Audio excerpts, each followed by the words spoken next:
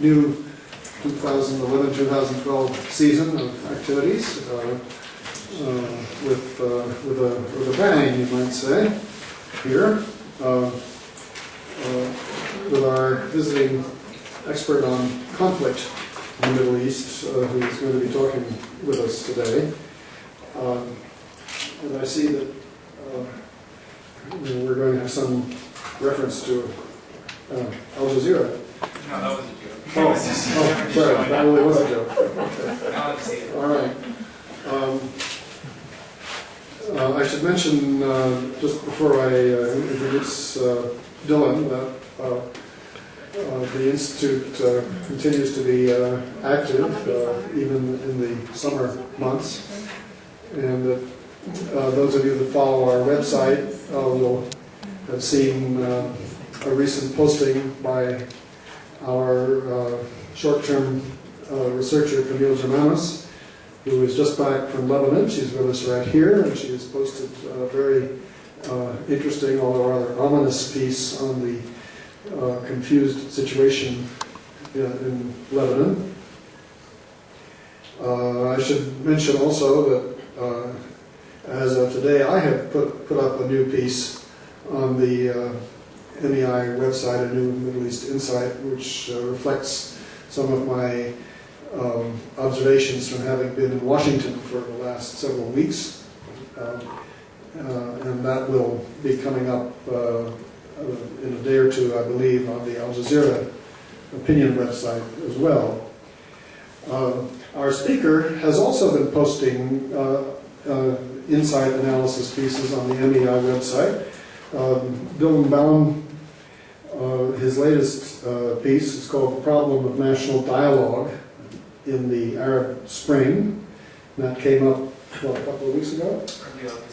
And an earlier one, I guess perhaps in June, a very interesting essay on the tactics of nonviolence in the Arab uprisings, a piece subtitled, Did Gene Sharp Get It Right? Gene Sharp having been something of a guru of nonviolent strategies and tactics. But our subject today is a little bit different, although not entirely.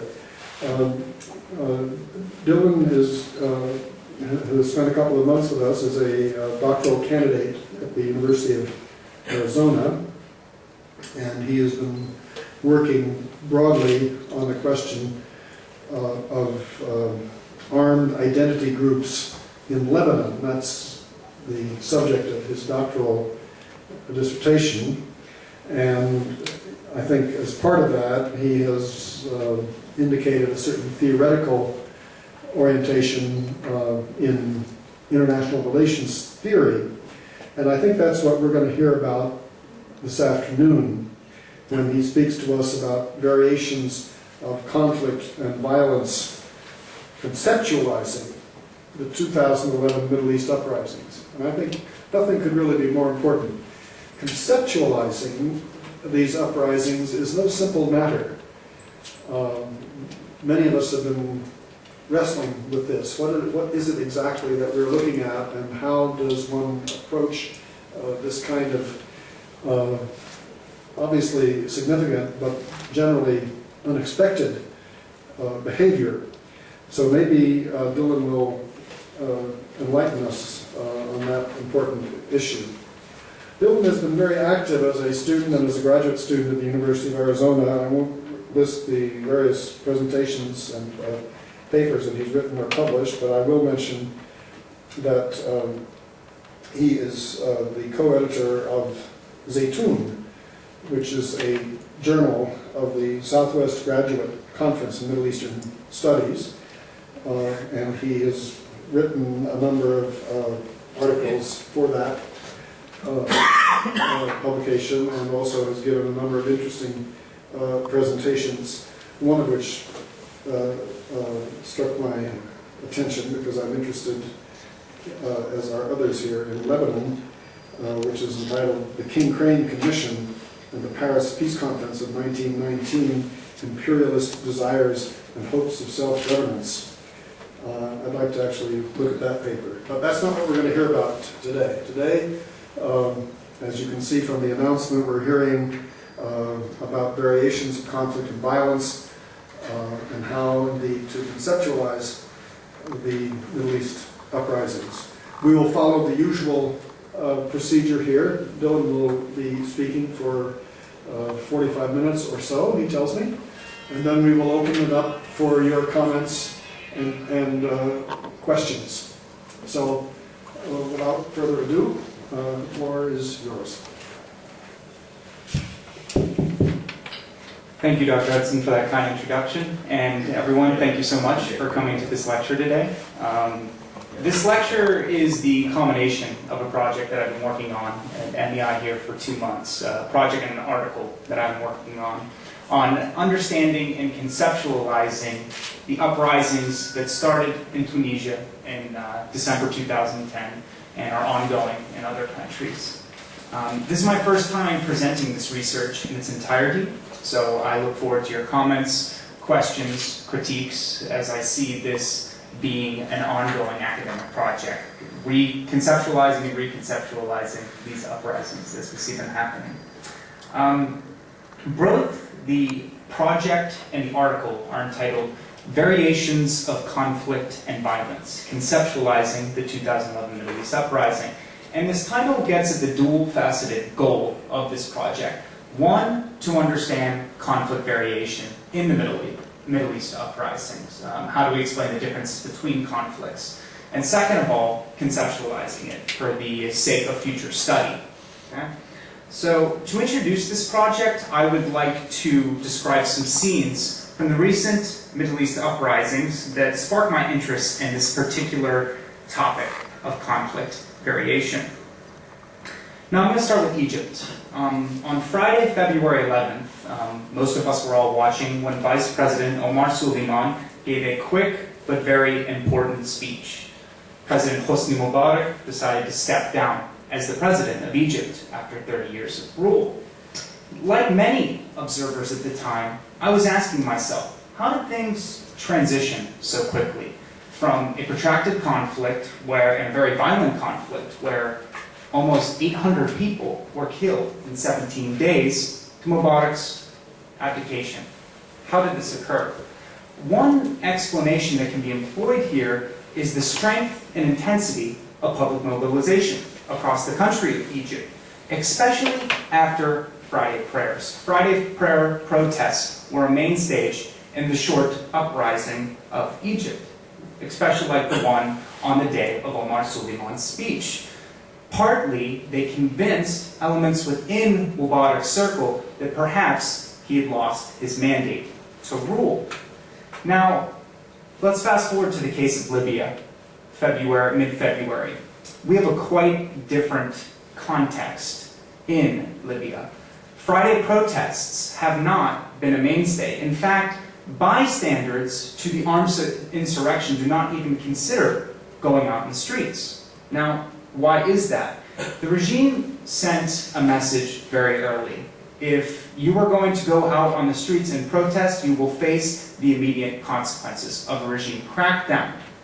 The first time Libyans in Benghazi went outside for Friday protests, 80 people were killed, gunned down by armed helicopters actually, and security forces went into the houses of suspected protesters and dragged them out of their houses without interrogation, without investigation, etc. Now, this is not the only stark difference between particular cases, what I would rather call the 2011 MENA uprisings, Middle East and North Africa, give it more of a geographical context than either a time period, like the Arab Spring, or more of a locational geographic, MENA, Middle East and North Africa, than something that's specifically Arab or ethnic, for example. But another example to bring up is in Tunisia. One preferred method of breaking up funerals of fallen protesters, which would usually transgress into demonstrations, was security force drive-by shootings that would occur in early January in Tunisia. President Zain al-Abidine bin Ali was criticized for his leadership of the security forces, both inside and outside the government. It is interesting that on January 13th, he gave a speech where he told the police forces to stop firing live ammunition on Tunisian unarmed protesters. What is so interesting about that is the next day, he got on a plane for Saudi Arabia and left the seat of the presidency along in Tunisia. Other leaders have not offered such directed statements against the bodies or coercive institutions that protect their rule. For example, in Yemen, President Ali Abdullah Saleh only expressed sorrow, the word sorrow is what he used, after 42 protesters were killed by loyalist snipers that were set up on rooftops on March 18th during a routine Friday prayer protest. Instead of truly condemning these actions, he imposed a 30-day state of emergency, which was condoned by loyalists in parliament, which only allowed for tighter surveillance and control of public mobilization. Now, from these examples, we start to see the differences between the cases and of massive uprising in 2011. In Egypt, we have a large place sequestered by protesters, intense public mobilization that in part forced regime abdication. This is a similar context in the case of Tunisia. Also, many inside the government and outside the government were critical of regime-head directives, showing cracks in past political loyalties. This combination contributed to a quick and swift conflict termination in these periods. Now, this has not been the case in Libya or Yemen or Syria, and also Bahrain. In Libya, there is virtually no space for public space for non-violent resistance, as armed conflict has become a reality.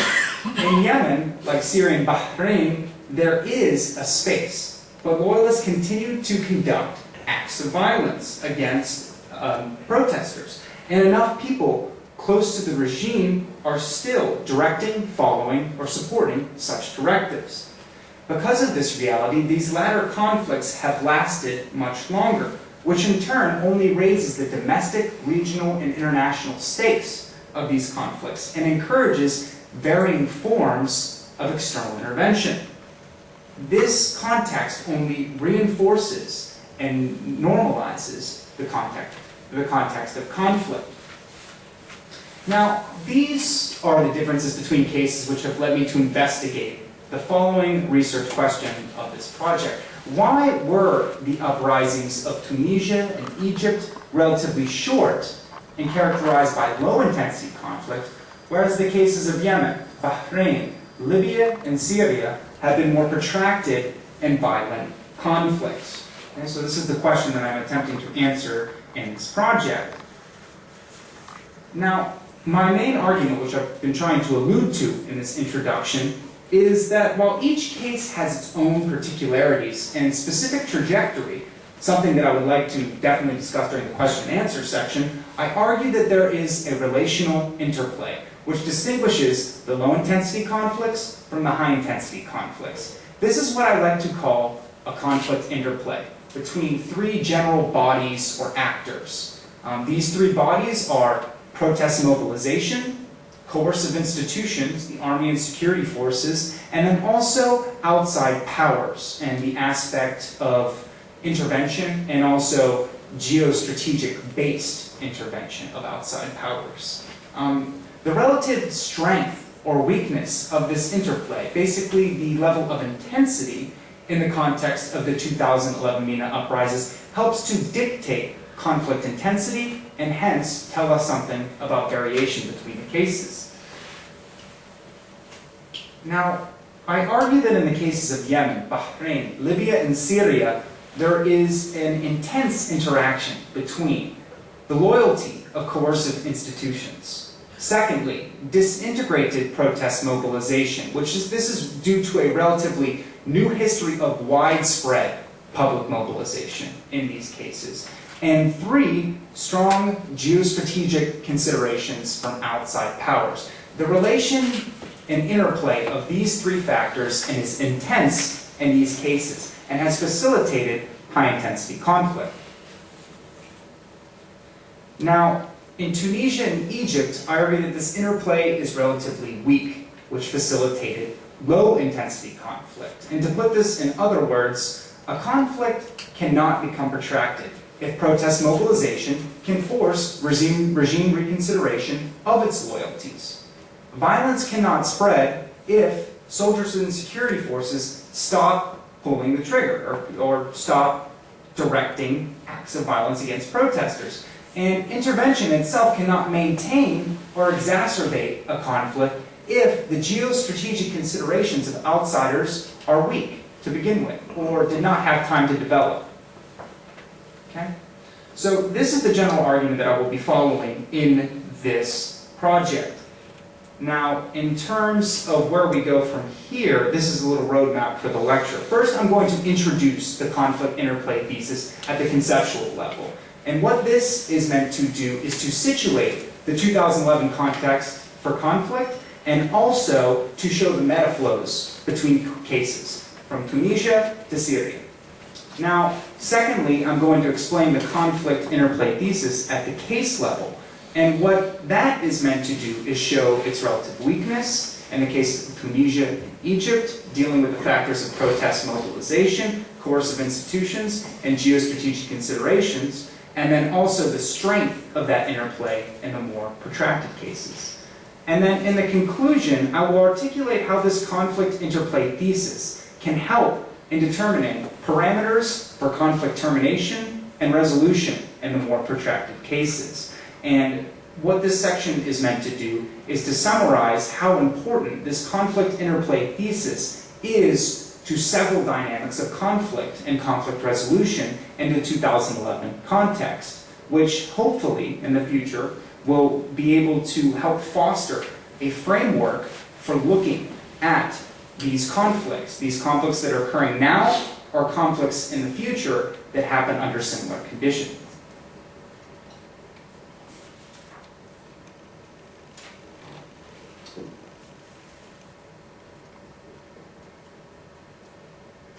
Okay, so first, as I mentioned, I want to explain the conflict interplay from the more conceptual level. And I think this is best because it helps track the metaflows between cases. And to do that, we need to remember first that the uprisings started in Tunisia. Now, to some that might seem like an understatement or a given, but because they started in Tunisia, it's important to remember that the first context for conflict was the Tunisian context, that this was specifically a Tunisian experience before it was any other country's experience. Okay? So, and it's important to track that political and social context. Now, this is not to say that people across the region did not have similar political grievances, dealing with political mismanagement and its ties to economic and social forms of deprivation. But we must remember that the conflict started in Tunisia. Now, some key factors that I've found that contributed to a quick conflict period in Tunisia were a mobilized protest organization, which was informed by a very recent and vibrant history of public mobilization. And it in part forced those in state institutions to reconsider their support for a violent crackdown and for the Ben Ali regime. It also helped that the institutions that could perpetuate a violent conflict in Tunisia, i.e. the Tunisian armed forces, were not closely linked to the regime. Thus, they didn't feel obligated to stand by it during its violent campaign. Finally, because the public mobilization and pressure against the regime was unprecedented and geopolitical considerations regarding Tunisia did not weigh too much in the minds of outside powers, and I'll refine that topic later, soft or full intervention to save Ben Ali did not have the ability to maintain or exacerbate the conflict.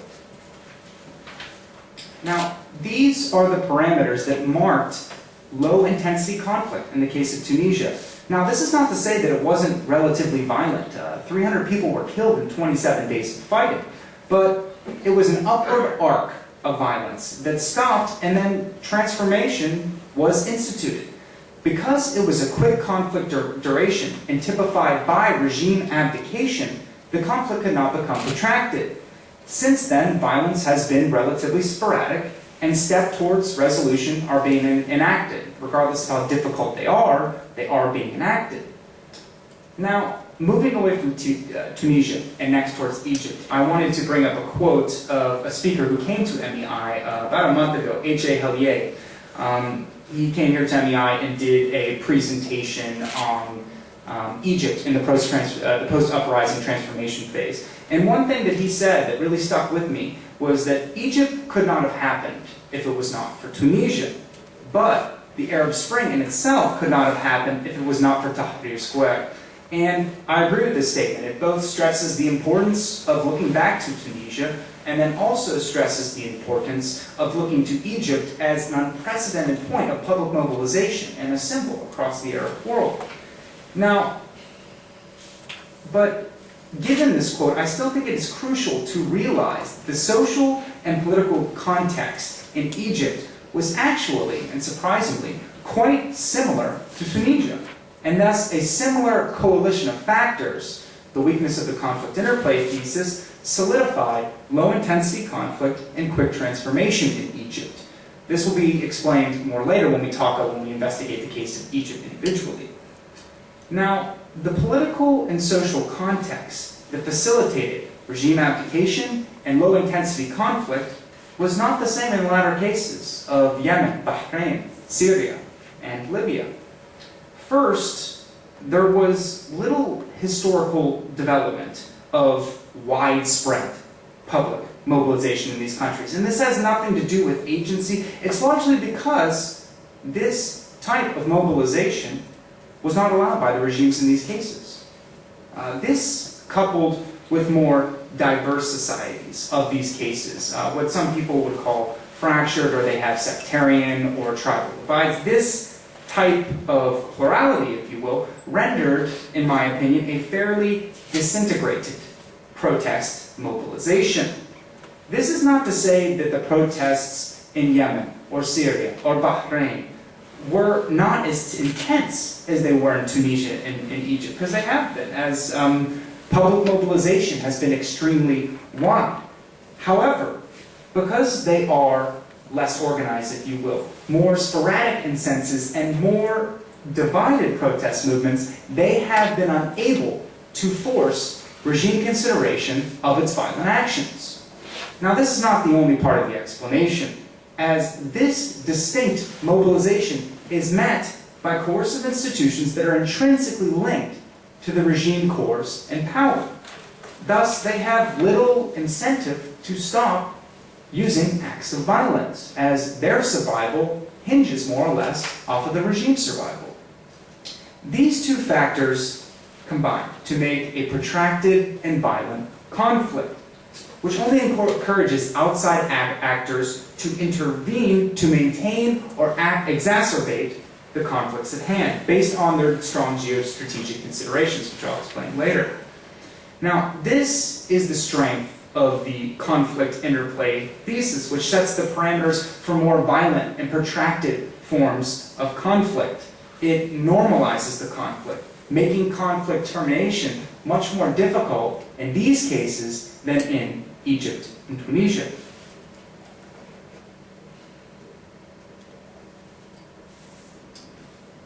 So now we're going to continue to the case level. And we're going to start first with Tunisia and Egypt. Again, I'm going to explain factor by factor. So not exactly case by case. I'm going to talk first about the idea of protest mobilization, the links between coercive institutions and regimes, and then the idea of geostrategic considerations of outside powers. Now, in terms of protest mobilization, to understand the strength of protest mobilization in Tunisia and Egypt, we first must remember that the self-immolation of Mohammed Bouazizi was not the first act of public frustration in Tunisia, although it was the most shocking. In Tunisia, we see a very organized and mobilized movement towards public protest, thrusted by several years of intense public mobilization. This is a story that has gotten lost in the media coverage on the Arab Spring. People talk about the precedent of public mobilization in Egypt, but not many people have talked about it in the case of Tunisia. For example, in 2008, we have a massive and sustained protest movement in the town of Rudeyev, which is in the Hafsa region, which is about 4.5 hours south of Tunis. This movement was against the employment policies of the Hafsa Phosphate Company, which denied the most specialized and experienced workers employment. Instead, it gave positions to loyalists of the Ben Ali regime, more or less an institutionalized form of corruption to extract the resources and revenues of this mining company. Now, the protests in Rudeyev lasted for 6 months, spread to adjacent cities across that area, and led to the death of several and the imprisonment of about 100 people. Organized outcry of such a crackdown was funneled through organizations like the General Union of Tunisian Workers, the largest labor union in the country. Now, it is no surprise that this organization, along with other longer-standing civilian organizations, like lawyers' bureaus, for example, later played major roles in the 2011 uprisings. These types of civilian organizations diversified the protest movements in 2011, making them more than a youth movement or a certain demographic issue, if you will. Another key in the 2008 protests in Rudeyev was public exposure to the events. This was funneled through the Tunisian satellite company, Tunisian Dialogue. They released internet videos of the protests in Rudeyev, which raised at least local awareness of existing grievances with the regime and put pressure on the regime to release some protesters from jail, where about 60 protesters were released in November of the next year. Now, the confluence of media and public mobilization was not limited to Tunisia before 2011. In Egypt, which is a more well-known story, we have Facebook and SMS networks, texting networks, helping to increase exposure and coordinate protests in the year of 2008 as well. In this year, massive protests against the working conditions and wages in Tunisia were organized by political movements like El Kifaya, which means enough in Arabic, enough to the regime was the case, and the April 6th Facebook movement as well.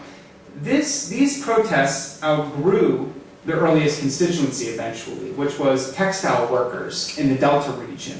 And they eventually increased in size, places where they actually reached the city of Cairo eventually, the capital of Cairo, and transformed to more general political grievances against the Mubarak regime itself. Now, also, it's no coincidence that organizing groups like Al-Kifaya and the April 6th movement were key in protest organization in 2011. And like in Tunisia as well, we had labor unions that helped organize protests. And they were crucial in diversifying the protest movements. Now, it was key that these types of organizations, we're talking about local human rights organizations, professional unions, and fringe political movements, were actually allowed a space for dissent in Tunisia and Egypt, actually since the late 1970s. Now, Tunisia and Egypt are unique in the region in this way, as the governments crush any official political dissent through party politics, but actually allow these types of civil society organizations and give them some sort of platform as a safety valve for general frustrations. Local whistleblowers were actually allowed a platform in these cases, which I argue solidify a public awareness of grievances and set a precedent for public mobilization. This fostered what I like to call an official contestation as well, and it made mobilization vis-a-vis these organizations possible. Now, In the case of Tunisia, local human rights organizations have been around since the late 1970s, which they were the first of their kind in the Arab world. In Egypt, you have human and women's rights organizations that were allowed a space in the late 1970s and early 80s in Egypt. And another important point to bring up about Egypt is that since 2001, varying forms of public protest were actually allowed by the regime. This was a sort of safety valve for general frustrations. It was miscalculated, I think, but it's important to remember that this is unique in Egypt, that this type of public mobilization was allowed. Now, what does this history of organization, mobilization, and regime tolerance to it have to do with parameters for low-intensity conflict? Now, it is nearly impossible to escape the violent actions of coercive institutions and of a regime crackdown if you cannot force regime supporters to switch their sides, especially those who direct armies and security forces. Private organization, space, a form of official contestation were all foundations for public mobilization in 2011 in these two cases. This mobilization was crucial in convincing coercive institutions to reconsider their support of the regime in power. Now, in theory, a reconsideration of support can make regime overthrow a more possible likelihood. Regime overthrow can also, as the cases have shown, lead to a shorter conflict duration and quicker conflict termination. These are all factors that can solidify the parameters for low-intensity conflict. Now, moving on to the second factor of the interplay, the role of coercive institutions in Tunisia and Egypt. The process towards conflict termination can become a lot easier if the coercive institutions that the regime can use to create a brutal crackdown do not have a specific stake in the regime's survival. Because these institutions do not have existing impenetrable links between the two of them. This is why it is so important to investigate in investigating the parameters for low-intensity conflict to look at the structures of the armies in the cases of Tunisia and Egypt. In both cases, we have largely institutionalized militaries, which Tunisia and Egypt are some of the only institutionalized armies in the region. With institutionalized armies, there is a separation between the regime political core and the actual leadership of the army. And these organizations usually serve national interests more so than regime interests, regime survival, if you will. And finally, these organizations are usually more meritocratic and do not take direct orders from the regime, but their heads direct their orders themselves. Now, in Tunisia, both the first president of independent Tunisia, Habib Bourguiba, and Ben Ali, the next president, wanted to limit the power of the army, like many other regime heads in the region, to minimize its ability to challenge the regime. Now, different authoritarian regimes in the region took different sets of actions, but in Tunisia we have Ben Ali limiting its size, the army's size, and isolating it. This crafted a largely apolitical army, which supported the national interests, not the regime's interests. This is why when Ben Ali and his party apparatus started to conduct the brutal crackdown back in late December, the army took a stance that it would not condone such acts. This isolated Ben Ali, because with less loyalists to direct and conduct violent actions, the less violent a conflict can be. And it was very interesting that the general of the armed forces, Rashid Ammar, said that the army would, quote, protect the revolution. With the army sitting out, this is one instrument that Ben Ali could not wield, more or less. In Egypt, we have a very different history, but a similar army orientation, which in my opinion led to similar results. In Egypt, the regime and the army are very close. All the past presidents of Egypt were army generals, so we can't say that there's links between the two. But the army was a source of power, though. actually over the regimes in many ways. It was institutionalized and heavily funded, actually, by those who were interested in maintaining Israeli-Egyptian peace, mostly the United States. This did not mean that the army served foreign interests, though, as until very recently, the army was looked by most Egyptians as a source of national pride. Now, thus, it was not an isolated army, like in the case of Tunisia, but held an invisible hand over the regime. When Mubarak sent groups of loyalists to the street to kill droves of unarmed protesters, it considered that Mubarak had lost his mandate to rule. It no longer supported his rule and played a direct role in Mubarak actually stepping down. And this stepping down was a crucial node of conflict termination in this case. Now, in both of these cases, yes, personal security organizations in Tunisia and Egypt perpetuated the violence for a short time, which is why we witnessed a single arc of rising violence. However, the regime head's actions were not supported by official organizations, the armed forces, that could sustain such violence for a longer period of time. And this is a crucial difference from the high-intensity conflicts that I will detail next in this presentation. Now, in terms of geopolitical considerations, outside powers that intervene in a conflict, whether through deliberate non-action, regime support, or actual physical intervention, based on their interests, can only maintain or exacerbate a conflict. In Tunisia and Egypt, we saw little outside pressure and no interference to maintain the conflicts, because geopolitical considerations were not that strong in terms of keeping the regimes in power. And also, things happened so fast with this unprecedented protest mobilization that outside benefactors did not exactly have time to create a coherent policy regarding these cases.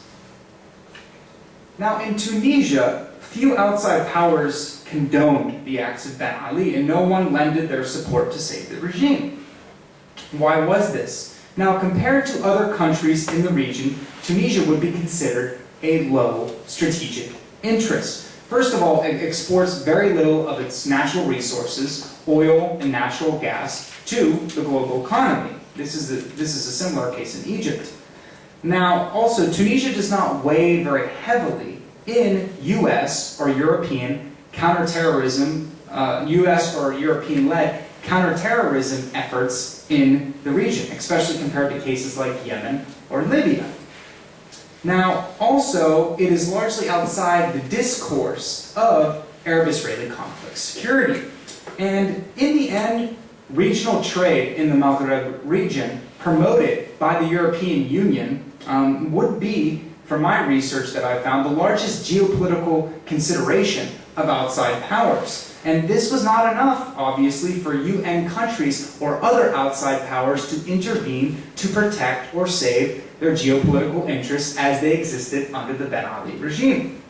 Now, Egypt is obviously much different. We can't say that Egypt is not a large geopolitical consideration for outside powers.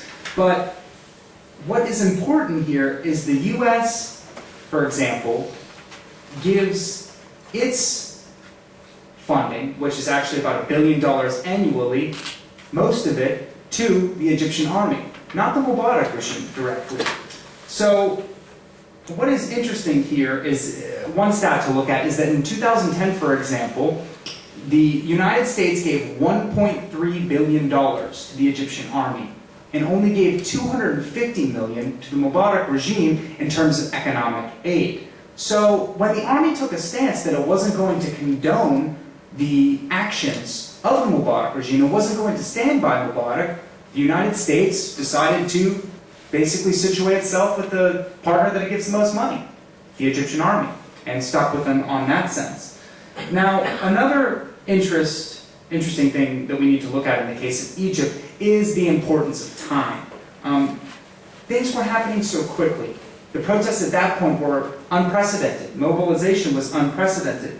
And outside powers were in a very reactionary mode, as they've been throughout the entire case of the Middle East uprisings. But the United States and other outside powers that perhaps had interests with the Mubarak regime did not exactly have time to form a coherent policy, where in the more protracted cases we see maybe a more confusing policy, but at least a more conceived and more time to think of a policy. So this is the specific interaction in regards to these two cases. We have a strong and mobilized protest organization with a recent and vibrant history of public mobilization that could actually force the reconsideration of regime loyalties. It also helped that coercive institutions themselves, like the army, no longer stood exactly by the side of the decision makers, largely because their institutional separation meant they had little stake in the perpetuation of individual circles. And lastly, international powers did not intervene to protect their resources or interests in these cases. With regime abdication achieved, conflict termination and transformation could become possible. With these steps already taken, the conflicts could not become protracted or extremely violent. These are the key parameters for low-intensity conflict in these two cases. Now, moving on to the more high-intensity conflicts, and this is where the aspect of variation obviously comes in. The factors which coalesced together to render low-intensity conflict in the cases of Tunisia and Egypt are not as present in the more protracted cases of Yemen, Libya, Bahrain, and Syria.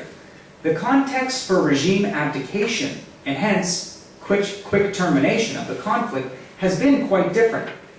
Now, first of all, what I would like to call disintegrated protest mobilization, which I attribute to because a less vibrant history of widespread public mobilization, has not been able to force regime reconsideration of its violent actions, making the conflict much more violent.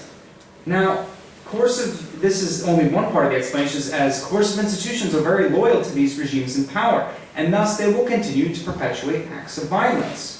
Also, international powers have intervened in one way or another because these cases are very serious in terms of geostrategic considerations for outside powers. These factors of the interplay combine to make the conflict more violent and protracted and demonstrate the parameters for high-intensity conflict. Now, starting off with protest mobilization, it is not to argue at all that Yemenis, Bahrainis, Libyans, or Syrians are less politically active than Tunisians or Egyptians, or that they're less refined citizens, or that these citizens didn't try hard enough in terms of forcing a regime reconsideration. Context is everything here. And a large factor has diluted protest mobilization in these cases, which is the government outline of similar institutions that were impelled by change in Tunisia and Egypt. Thus, we might have the same level of indiscretion, but not an official contestation through these types of organizations. It's more unofficial, limited, sporadic, weak, silent, perhaps underground. These are all adjectives that can be employed. In other words, there was no precedent set for widespread public mobilization once the protest momentum from Egypt hit these other cases, if you will.